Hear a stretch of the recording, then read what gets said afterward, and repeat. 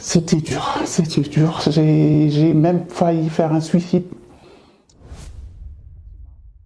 Alors, je suis venue en France en 2022. Je me suis mariée ici. J'ai été avec mon mari et j'habitais à Angers. J'ai vécu avec lui 8 mois. Et bon, les débuts, ça allait bien. J'ai commencé à avoir des problèmes avec lui. C'était pas facile pour moi de sortir de la maison parce que les débuts, j'étais séquestrée dans la maison. Ça a commencé par le travail, il n'a pas voulu travailler, et il était tout le temps dehors, donc j'ai essayé de le motiver.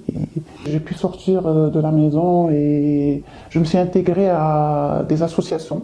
Et à travers la CNCV, j'ai connu l'association SOS Femmes. Avant, je ne savais pas à qui m'adresser ou bien à qui voir. J'ai perdu un petit peu. On m'a mis en contact avec SOS Femmes parce que j'ai eu quand même des violences conjugales et des violences sexuelles. C'était dur, c'était dur. J'ai même failli faire un suicide. Et j'ai été pris avec bras ouverts, chose que je n'oublierai jamais. Pour moi, c'est ma deuxième famille. J'ai été hébergée à l'hôtel avec toutes les commodités. J'avais aussi droit à un colis alimentaire. Et après 4 mois, vraiment un grand jour pour moi, ça m'a vraiment marqué. J'étais hébergée dans un appartement qui est équipé de tout. Donc on manque de rien.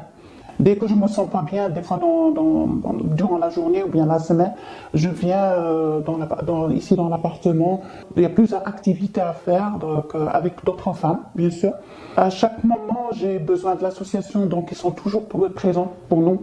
Donc même côté papier, par exemple au niveau de la préfecture, ils essaient par tous les moyens de nous aider. D'ailleurs, on a entamé déjà une procédure qui est en cours. Donc il y a pas mal d'activités qui nous ont renforcés, nous a donné beaucoup de courage, le temps de parole, les sorties, ça nous faisait changer le moral, sorties en mer, sorties en campagne. Il y avait pas mal d'activités franchement qui nous a durcis et de nous changer les idées, de voir plus clair et avoir surtout confiance en soi-même. J'encourage les femmes, d'autres femmes qui subissent des violences conjugales de venir à l'association et frapper à la porte. C'est la bonne porte. Moi, je dis c'est la bonne porte. Pour moi, c'est ma deuxième famille parce que j'avais personne et aujourd'hui, je suis debout.